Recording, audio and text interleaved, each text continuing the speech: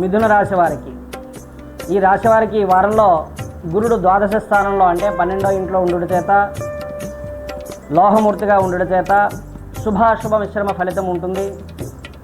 అలాగనే అనుకున్న చోట్లకు కాకుండా వేరే చోట్లకు బదిలీలు, ఇష్టం లేని స్థలాలకు వెళ్ళుట, రుణములు చేయుట, ఇటువంటివన్నీ ఏర్పడుతున్నాయి. విద్యార్థులకు మొదటి ఛాన్స్లో కంటే రెండో ఛాన్స్లో ఉత్తీర్ణత పొందుతారు.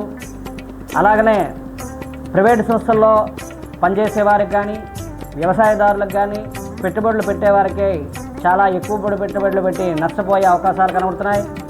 ఇదివరలో రుణములు చేసేవారికి కూడా తీర్చుడు కూడా కష్టసాధ్యంగా కనబడుతోంది.